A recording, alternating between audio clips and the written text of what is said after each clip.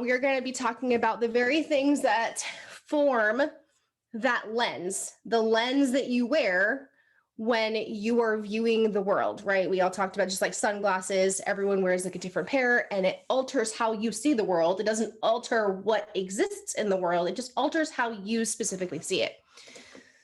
Let me just make sure Krista got in. There she is. Okay, I'm going to make her a co-host. Perfect. All right, so you're co-host now, girl.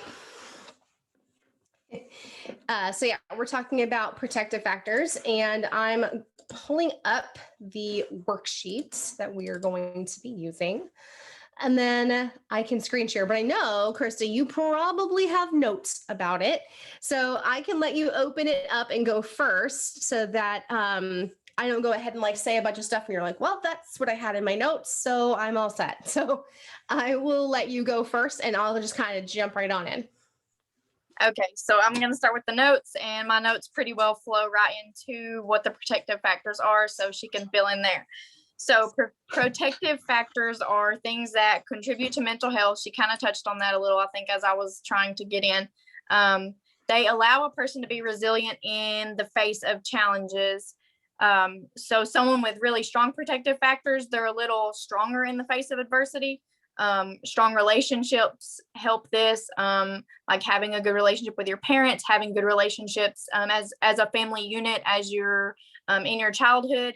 It develops healthy coping skills. So whenever you face challenges or you face adversity, you have the skills to move past that rather than to stay stuck in those fixed mindsets that we've been talking about. It helps us be better equipped to overcome life's obstacles. So resilience, most of us hear that word, but we may not really know what resiliency means. It is, some people are trying to get in. They said, you may have to go into Thrive Army and tell them to just type in the code. They're saying the link is invalid.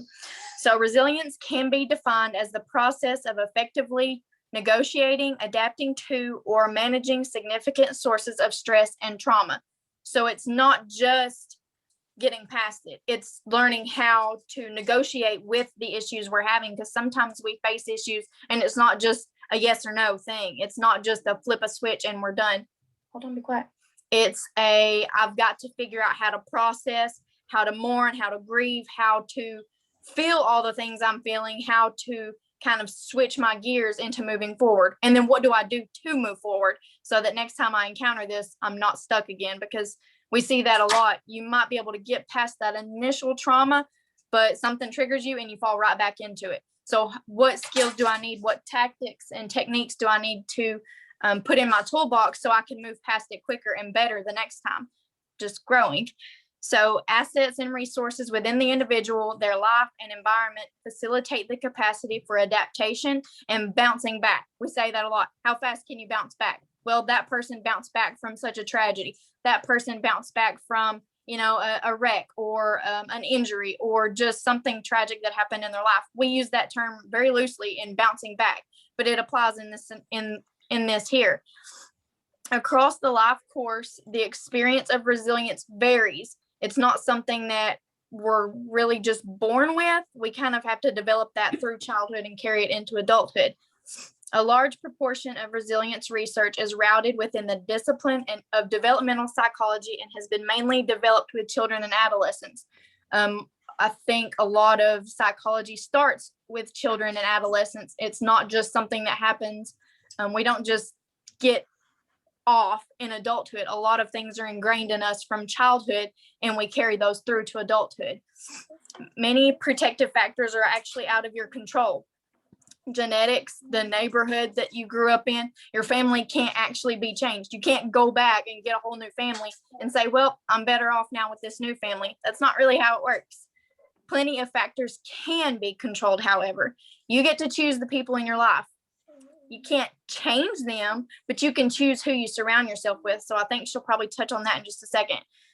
You can choose how to cope with problems. You can't choose the problems that you encounter, but you can choose how you deal with those. We have no idea what's going to happen from minute to minute, from day to day, but how we cope with those things that happen, that's the key. And then even how you spend each day. I can wake up tomorrow, have something crazy going on. I can wake up tomorrow and choose Am I going to let that rule my life, or am I going to let that fuel me to do something different about it? Focusing on what you can control and building on these protective factors that we're going to talk about, it will help improve our ability to cope with many of life's challenges. And then my notes just say to continue with the worksheet. And I think some of it's pretty well already covered there, but I'll let you take over, Courtney. Perfect. Awesome. So I'm going to go ahead and share this worksheet that we are going to check out really quick. Hold on. Let me go back to my other one. I also shared it in the chat section. If you want to go ahead and fill it out yourself, it is part of our Google Drive, but let me know if you can't see it. You might not be able to open it on your phone. You might have to open it afterwards or open it in Chrome or copy paste it into, why did it open in Whiteboard? There we go. Okay.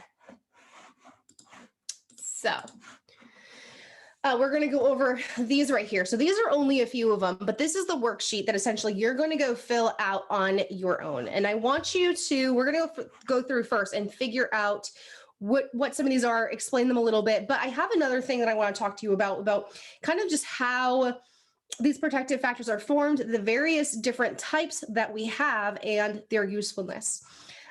So when you're filling this out, this is going to tell you the protective factors in your life. And this is going to tell you not like, oh, this validates every reason why my life is the way that it is. And it makes me feel so much better because it's all these other people's fault. It is my social support fault. It is my family's fault. It is my past fault. That's not the point of this.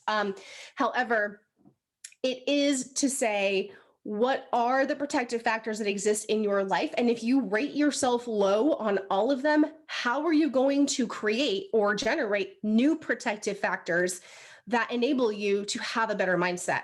Because like Chris had touched on, these are all things that, much like anything when it comes to your brain and mindset, are fluid. They are elastic. They are completely figure outable. You just because something happened as a kid doesn't mean you are stuck with it forever, or just because something didn't happen doesn't mean you're stuck without it forever. Okay.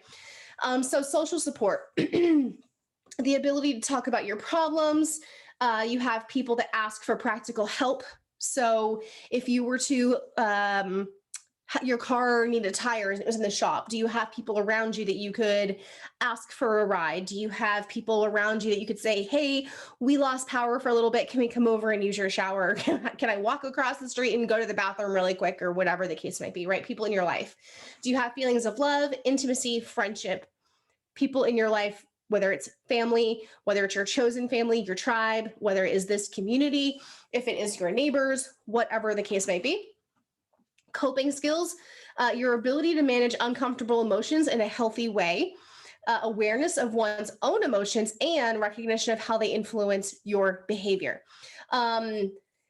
Chances are, if you are called dramatic, if you are called in loose terms, because we use this term way too loosely and not clinically, but if you're called bipolar, right? Like people are like, you're hot and you're cold and you react so big, and you have big reactions to little deals. If you find yourself overwhelmed and frustrated a lot, chances are you're going to rate lower on this scale right here. So coping skills are things that you do to manage difficult emotions. And you might do things to try to cope with these feelings, but how effective are they? Okay, that's kind of how you're going to rate yourself. Physical health. Because we talk a lot about how physical health and mental health go hand in hand. If you have poor physical health, you typically also have poor mental health, because you have a lot of those somatic symptoms, and also how your physical health impacts your ability to, be more physically active, eat better, make better choices for your life, do things that benefit your body. So do you get adequate exercise, physical activity? Do you have a balanced and healthy diet? Hopefully all of us as thrivers in here can at least be on the little dot right here that's between weak and moderate, because we all hopefully take our vitamins and our lifestyle mix and our DFT. Medical compliance, as in if you are prescribed medication for your health condition, do you comply and take it so you can be the healthiest version of yourself, or are you continuously trying to improve your physical health? A sense of purpose, meaningful involvement in work, education, or other roles, kind of like this community right here, that would be part of that sense of purpose. Understanding your personal values and living in accordance with those values. Self-esteem, belief that oneself has value, acceptance of personal flaws and weaknesses and mistakes, belief in the ability to overcome challenges. This is why we talk a lot about how confidence and having that alpha energy. Oh, hi. Wow, that was really creepy. Sorry. My husband's like really, he just slid in through the door here. I don't have self-esteem. Okay. And so we talk a lot about how that confidence really plays a role in the things that you're able to overcome, the risks that you're capable of taking, and the things you feel more capable of taking on. Confidence plays a big role in that. And then healthy thinking. You don't ruminate, meaning you don't perseverate, you don't get stuck. You don't ruminate on mistakes or personal flaws or problems. So do you constantly have anxiety about the thing that you said or the thing that you did? And you're constantly like, oh my gosh, was it the right thing? Did I say that? Oh, that sounded a little weird, right? Are you constantly doing that after having interactions with people? And your ability to consider personal strengths and weaknesses rationally.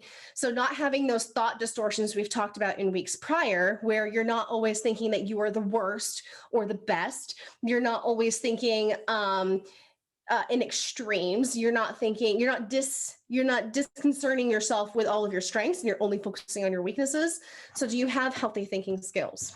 Okay. I'm also going to go here because I think this is important to look at. Oh, it minimized.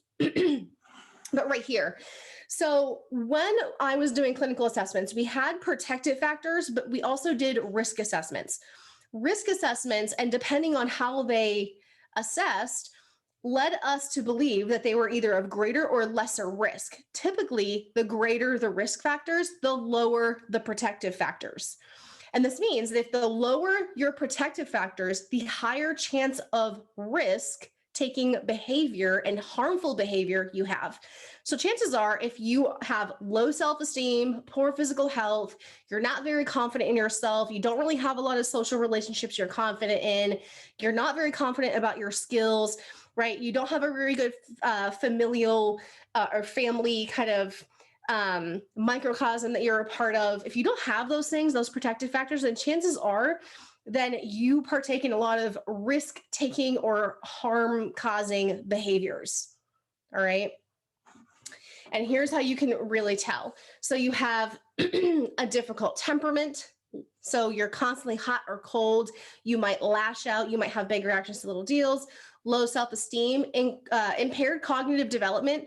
As a child, if you had a lot of these risk factors, you might have been put in like a reading group for other kids, you know, the ones who are like, oh, they read a little bit slower, right? Or, oh, they're not in the gifted and talented, but they're in this other one, you know, like impaired cognitive development in children is usually a sign of extreme risk factors when paired with a lot of these other things, okay? Poor physical health and poor language skills, all right? The protective factors and all these things create risk for children. Why? Because if they have poor language skills, they can't communicate with their social surroundings. If they have poor physical health, then they're going to have a lot more risks physically. Impaired cognitive development leaves more room for manipulation in social situations, and also a lack of processing for not only just social environment, but also just other things that exist in the world, right? Your job, school, all these things. Low self-esteem and the inability to manage your temperament. Okay, so if you are a person who has some of these things, if you do not consider yourself smart, if you do not have the ability to properly communicate, if you feel like you have poor physical health, if you feel like you have low self-esteem and your temperament is really hot and cold, you are really, really high in the risk factor category.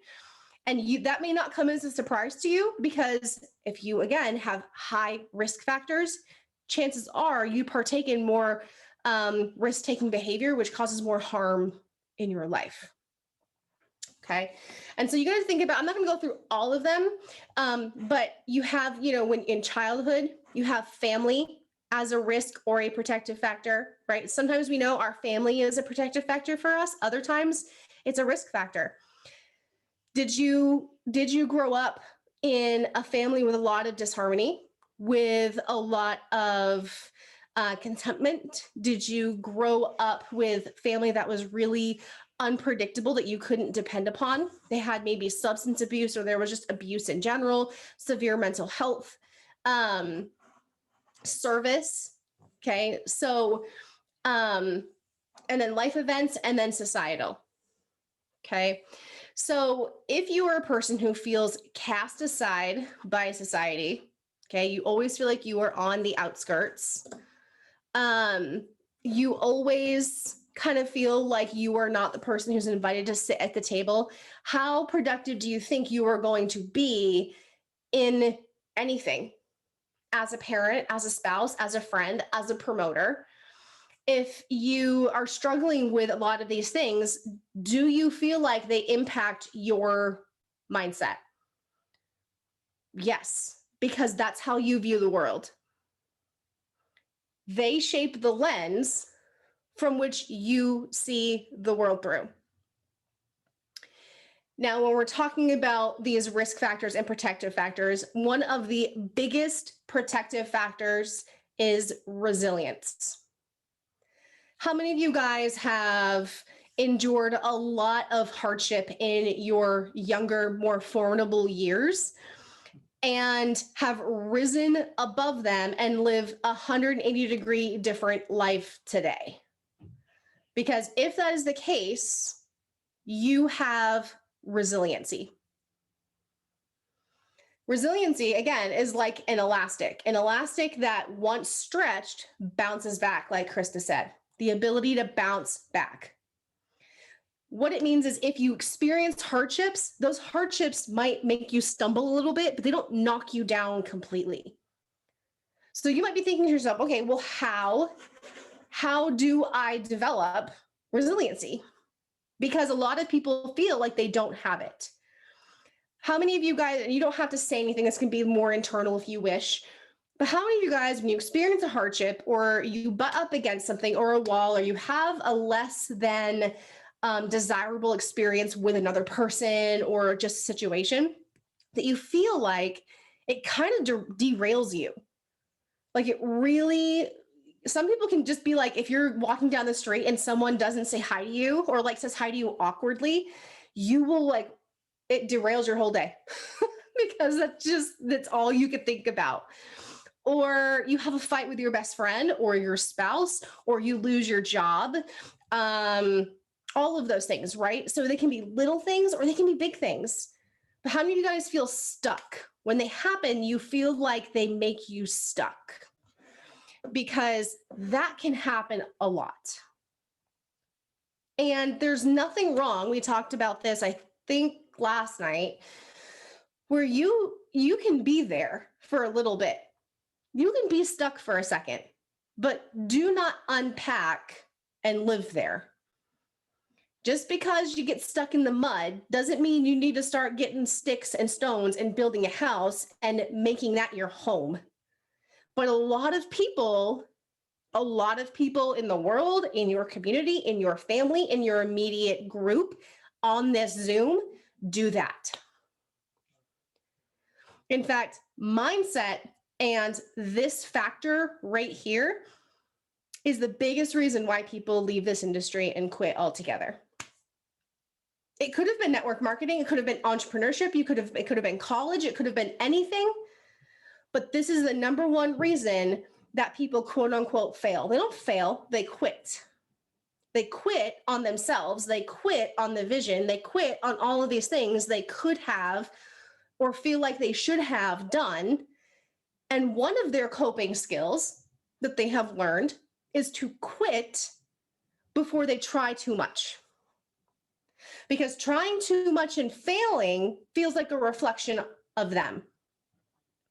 But trying a little and then quitting is more of a reflection on your circumstance. And that can sometimes be a protective factor that people have created to cope with life. Okay. And so, for Philpin. And so sometimes that is what we do. Sometimes we have what's called maladaptive coping skills.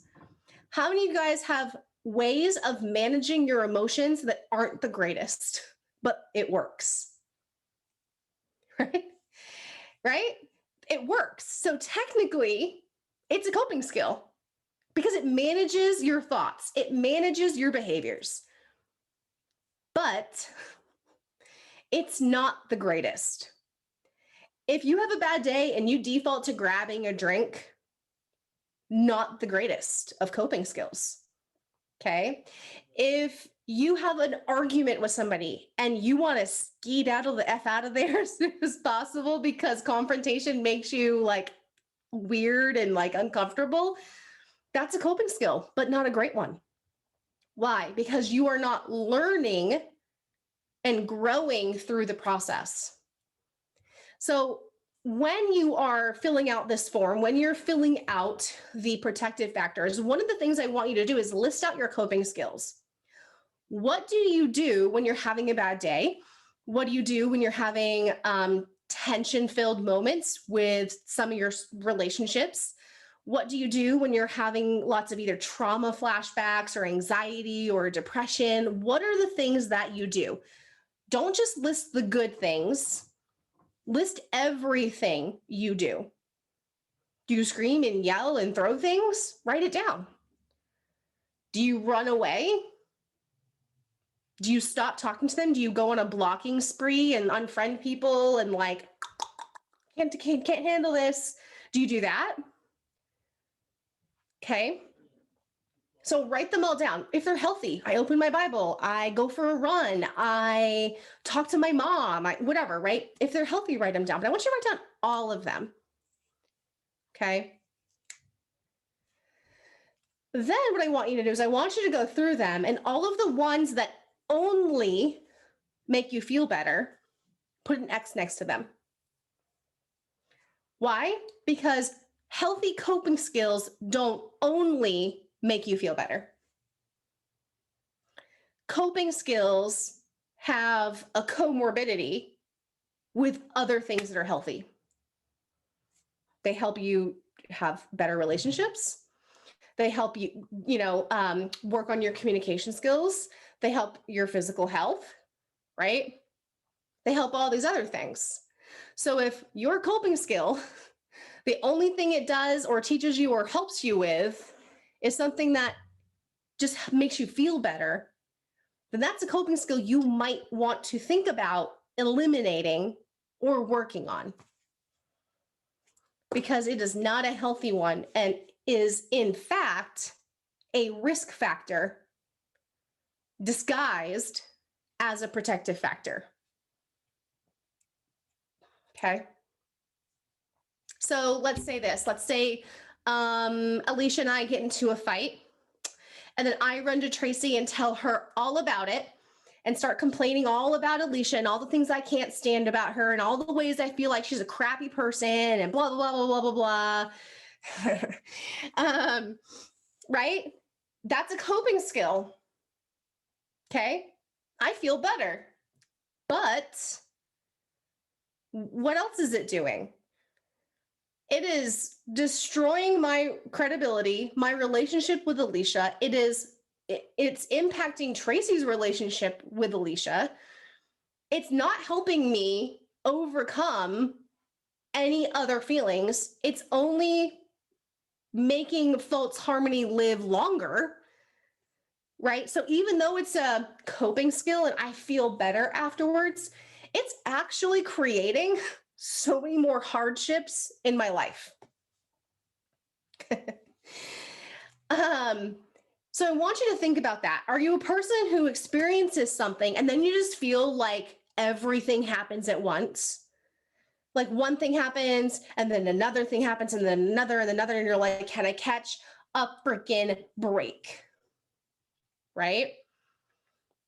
A lot of it, not every time, so I don't want to be quoted, okay, but a lot of the time that happens because one thing happens and then you react, then you behave or act, and then another thing happens. That's called the consequence. And I don't mean like a punishment. I just mean like the outcome. It's the outcome. That outcome then spawns another situation that you then react to. Then you act, and then a new consequence, a new outcome happens. And you can see how this spiral happens, and you only realized it has happened when you're at the bottom of this spiral looking up, like, why is the world against me? Okay. And we've all been there. We've all been there, and we all want to look up, and we all want to blame the world or karma or God or the universe or our sign or the moon or Mercury retrograde or crystals or whatever. We want to blame literally everything but ourselves and our handling of the situation. And so a lot of this is really just to empower you to say you have so much more of an ability to control the way you engage with your world. I can't say the way you can control your world, because you cannot. But you can almost control your world by controlling that first, by understanding. So if you don't have a lot of these protective factors, if you don't have really good family around you, if you don't have a lot of friends that you can confide in, if you don't have a sense of purpose, if you don't have a lot of upstanding social relationships, if you have poor physical health, if you have low self-esteem, all of that, now you know why you're suffering. You know why you're suffering. You know why you are in the space you are in. You know why you are in the situation you are in. Not because you're choosing it. This is just an awareness thing. So this isn't like, oh, you're where you are because you put yourself there. It's you're here and you are realizing that you are there and why. And once you realize why you are there, you can learn the skills you need to get out. Okay. First, you need to realize, hey, I'm in quicksand. Oh, that's why it feels like this. Only then, once you realize that, can you then begin to brainstorm how the hell to get out of it. So once you write down these coping mechanisms, once you write down what you do, healthy or unhealthy, and then once you X the ones that only make you feel better, okay, they just make you feel good, right? I'm mad, throwing a dish, yelling, screaming, makes me feel good in the moment. I feel better, but now I've got a broken dish and probably some broken feelings that I have to mend, right? So that probably would get next. Gossiping, probably get next. Drinking wine or whiskey or whatever I do, X, right? I know Tracy's going to come at me for her whiskey. And so if those are the things you default to, okay, for some of us, it can be much bigger things. Okay. But X those ones out. And then I want you to think of other ways that you can manage those. Okay. Other healthier coping skills. And then if you don't do those right now, or you don't know how, what are you going to do to try to learn them? Okay. Or implement them. If you know how are you going to hold yourself accountable? And then what protective factors, I want you to pick 3 new protective factors to add to your life and begin nurturing. So one of the ones that we talk all about is you are the sum of the 5 people you hang around with most. That is a protective factor. If I hang around with people who are quitters, who are whiners, who are complainers, who are negative Nancy's, who don't lift me up, that is a risk factor, not a protective factor. But when you surround yourself with people who lift you up, empower you, speak life into you, you are 10 times less likely to quit, to give up, to give in. Right? If you're on a diet, right? How many of you guys have ever been on a diet and you're married or living with somebody, right? And you're like, I'm going to do this. But your spouse or your partner is still eating Oreos and ramen noodles and Chinese food and pizza, and they're like stuffing their face next to you. And they're like, well, how's that diet? Right? You're going to be like, you are way more likely to give up on that diet. Alicia is. Her and her freaking mozzarella sticks and brisket. But that is a risk factor. It's a risk factor because you're more likely to give up on that diet because you have surrounded yourself with a person who does not have equal goals, who does not have the same mindset. But if you're around people who were like, hey girl, we're getting up 5:30 text you, hey, we're gonna go walk in, I'm picking you up, let's go. Right? They're like, hey, what you eat today? I ate a salad. Right? You guys are sharing the wrist things that share steps and you're competing with each other and stuff. I don't do that, but people do. It holds you accountable. But there you go. Tracy's got it. When you do that and when you surround yourself with people like that, guess what? You're probably going to reach your weight goal. But if all your, that's why sober people surround themselves with sober people. You cannot become sober and still hang out with all of your addict friends. Guess how long you'll be sober? Not that long. So if you are here, if you are in this, whether it's for entrepreneurship, for impact, for community, for income, for anything, you need to surround yourself with people who think the same way. And maybe that is what is impacting your ability to get to the next level and where you want to be.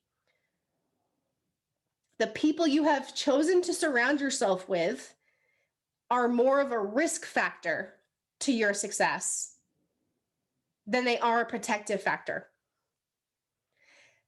This could be a spouse, it could be a parent, it could be your best friend.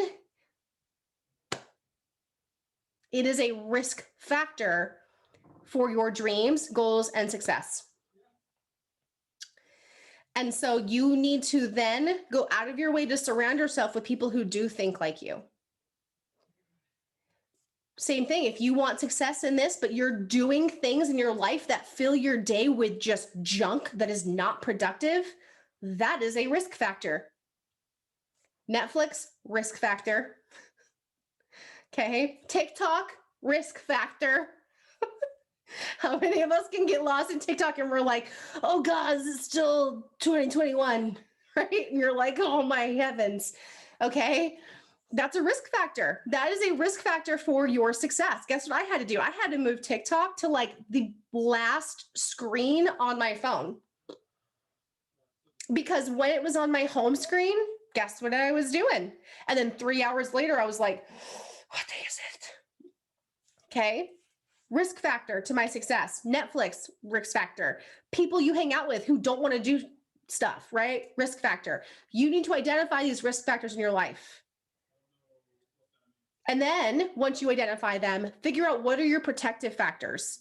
For me, I replaced TikTok with my podcast app. So that's on there. Now, when I want to listen to something or I want to get like lost and just kind of do something mindless, podcast.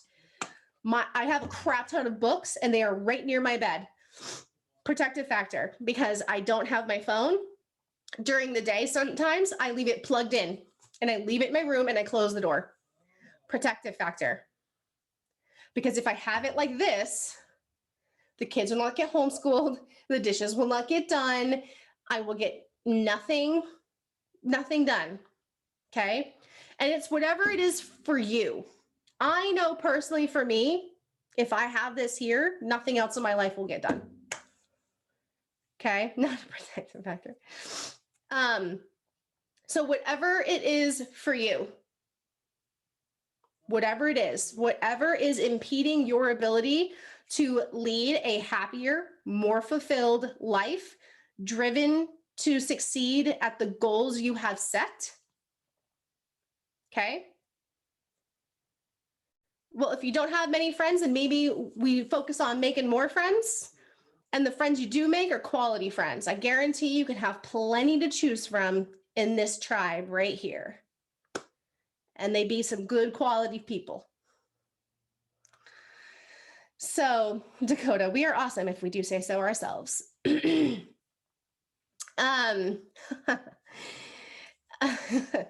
Sorry, I'm reading the chat. So people who were like watching the recording, they're gonna be like, what is she laughing at? I'm reading the chat. And Tracy's naked baby. So focus on the risk factors in your life. What is distracting you? What is harming your mindset? What is derailing you? What is causing you to get stuck? What is slowing your progress? Write them down, identify them, name them. If they are people, name them, okay? Then I want you to write some protective factors next to them. So like over here are the risk factor, right? So if it's like TikTok or Netflix or whatever, okay? Over here, what is the protective factor to cancel that out? What are you going to do to safeguard the things that you want? So I want you to think of like a pasture, okay? And like all the things in that pasture, all the cows, all the sheep, all the llamas, all the goats, if you're Tracy and Dakota, okay? How are you going to protect them? Right? A fence. What do you need to build that fence? The things you need to build that fence are all the things we're talking about right now. Your protective factors. The things you are doing to actively build a fence around the things that mean the most to you. Okay, those goals, those dreams, all those things that if you don't build that, they just wander off. They just wander off and you're just like, oh, where'd 4K go? Oh, you're just like, oh man, like, I don't know what's happening. That's because all your little dream goats are they're just wandering off because they have no fence, they have no gate to keep them safe and protected. Right? You need to build a fence. You need to keep them safe. And how are you going to do that? With these protective factors. Write them down. I know we're like big sticklers for that, but it's true. Writing them down is somehow like they hold you more accountable. Pigs, yeah, your pigs are your little piggies. Although the piggy going to market, I always thought that meant he was going grocery shopping. So morbid because he wasn't. He was at the grocery store.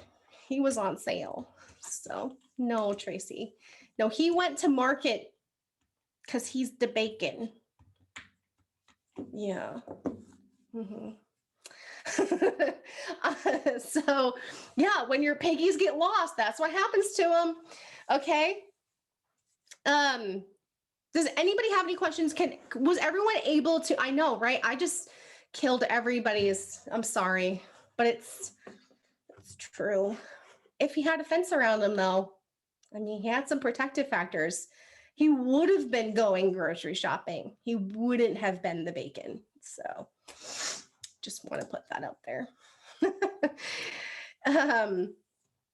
Was everyone able to open the worksheet? If you were not, after the Zoom, close it out, put the link in a browser, see if it doesn't open. If it still doesn't, reach out in the chat. I will send it to you.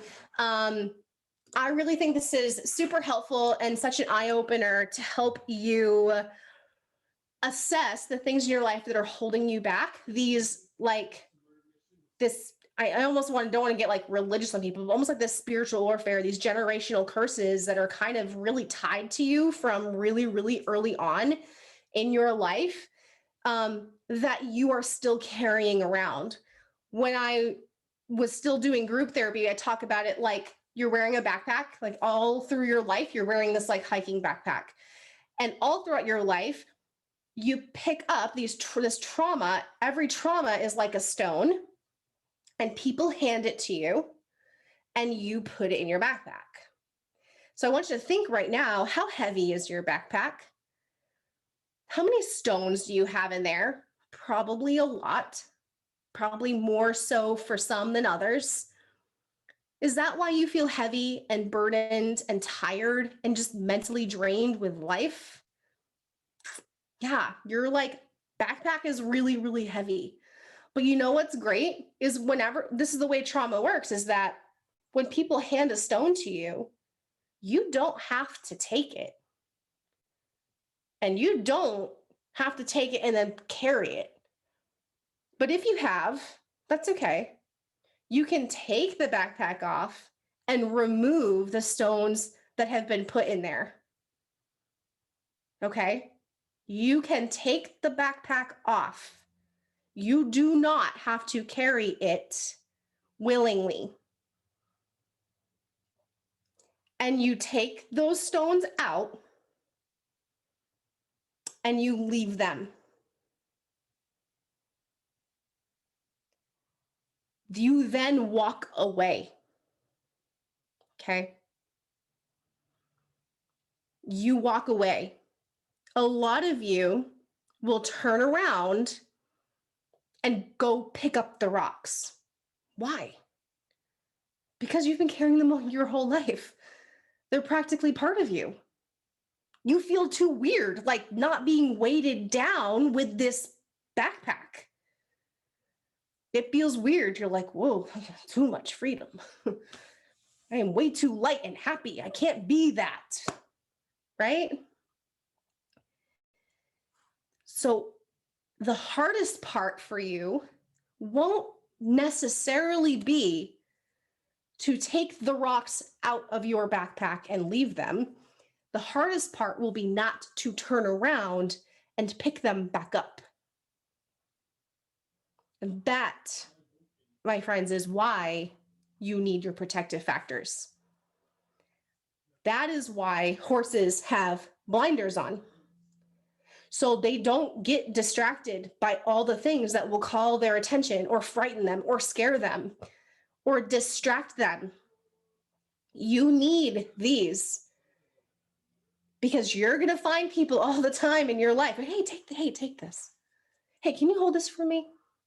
Hey, this is too heavy for me. Do you mind holding that? Hey, you don't need to do that over there. Wow, that looks like really hard. How about you come over here instead? You need these.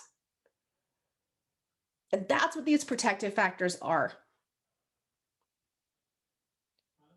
And it is unfortunately and fortunately your job to do that. I will be the first person to say it is so unfair that even though you did not cause the trauma, it is your job to overcome the trauma. You're right. That sucks. That blows hardcore. But I can tell you that if you want to live a life you deserve, you can no longer give them power or give these circumstances power, the person power, your past power to dictate your future. A lot of you have been so stuck in resentment and anger and hurt and pain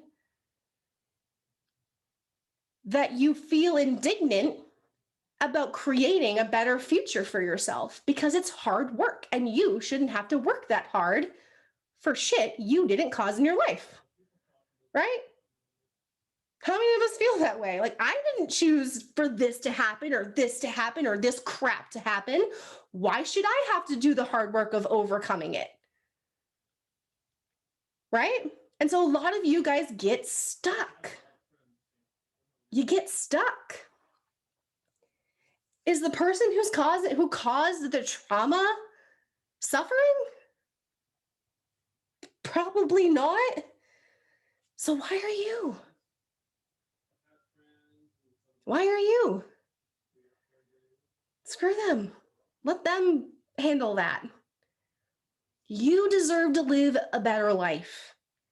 They should no longer be controlling you and your future and your happiness and your joy the way they are. They stole that from you long ago, but you are capable of taking it back right freaking now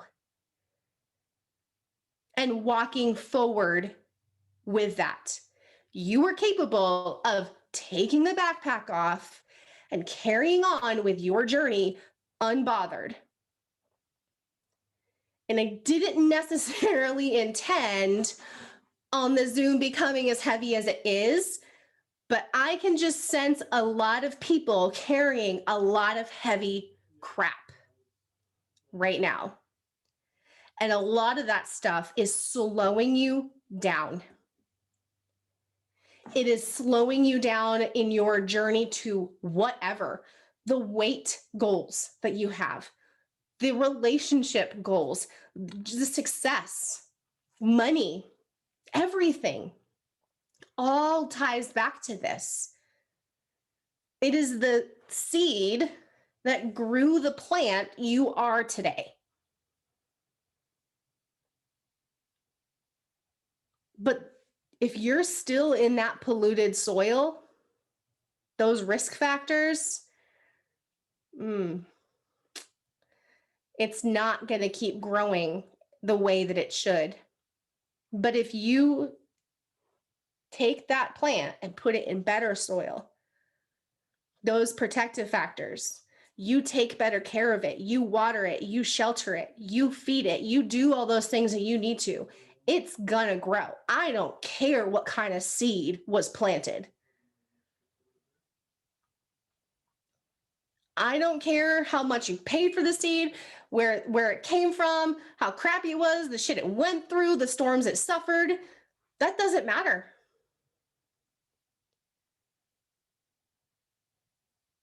And so I really, really want you guys to do some like deep inward work. And the trauma doesn't have to be big. It doesn't have to be little. It can be anywhere. I was talking to a girl earlier who still to this day suffers with mild trauma from just stuff that happened in high school.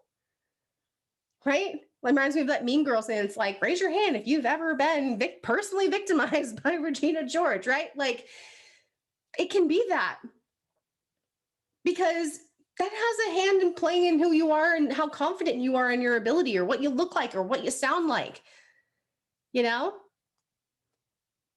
So don't think that you're like, well, I actually had a really good childhood. I don't think, well, maybe this isn't for me. No, this is totally for you. Okay? Because it can be society, it can be your spouse, it can be your family, it can be your friends, it can be the lack thereof, all of those things, the absence of all of those things that make you feel the way that you do. Okay? So really think about, what are the risk factors in your life? How have you suffered as a result? How has it impacted your mindset? And what are the protective factors that you are going to put in place to negate those risk factors? And I want you to, if it helps you, make different categories. Make one for like what we do here for Thrive and whatever. Then if you want, make another one for just life. Make one for your relationship. Make one for your health and fitness. Make one for whatever. Okay, this also goes hand in hand with what we talked about with goal planning, right? Understanding the obstacles so you can figure out the tools you need to overcome them. Okay, I'll go ahead and hand it back over to Krista so we can wrap it up. I don't want to carry on for too much longer. I know, like, I didn't intend on this becoming a whole ass therapy session, but here we are. Seemed needed though. So I'll hand it back to you, Krista. I wanted to just add a plug. I felt like saying it the whole time she was talking, and she kept just adding and inching in. And then Stephanie, I think it was, put in the chat something about forgiveness. And that kind of ties into all this. We don't have to give forgiveness for them. Just like she said, sometimes they don't feel bad. They don't feel any ounce of guilt most often whenever they cause a trauma or they inflict some sort of pain on us. So why do you hold on to that? Forgiveness is for you. Forgiveness is for self, freeing yourself of that. And the whole time she was talking, I was thinking about that old saying, if you don't fix those wounds, if you don't fix them, don't just slap a Band-Aid on them. You have to heal those wounds, because guess what? Those wounds that someone else caused, you're going to bleed on other people. It's not just you that you affect. It's your children. It's your friends. It's everyone who comes after you. So maybe you're not the one personally affected by it in the moment. It may come later. But who are you affecting? I'm affecting my daughter. Someone else made the cut. Someone else inflicted that wound on me. But is that her fault? Is it my fault?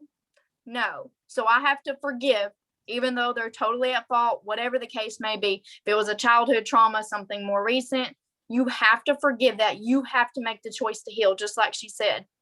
We have to make that choice to move on. We can't change it. We can't go back and erase it. We can't just put a little Band-Aid on it. You have to physically heal it, because if you just slap a Band-Aid on it, sometimes it doesn't heal. You just kind of put a little pretty bandage on it, and then guess what happens? Someone else comes by and cuts it right back open. You have to heal it and put those tools in to be able to move forward, to be able to impact others. We can't impact others by just being, bitter and having all this resentment all the time. We have to move on regardless of whether we're at fault or not. So I just wanted to add that. Perfect. Awesome. So we will go ahead and we will call it an evening. I will let people bandage themselves up, gather themselves. I would say I'm sorry for how it went, but I feel like that's just the way that it needed to go. I feel like there were lots of people in here who needed to hear that. I feel like sometimes you do need to get really, really, really deep and go really far back and really just really dig and look inward to truly find out why you're not getting where you want to go. Because sometimes it really does stem from those things. So if you're baffled as to why you're not getting where you want to be, if you are just feeling stuck, sometimes we really do just need to go that far back. Sometimes the answer is not get on more Zooms and plug in more and do 3-way chats. I mean, those are all great. They're all really great. But sometimes it goes so much deeper than that. And sometimes we need to go there. Sometimes we do need a little therapy.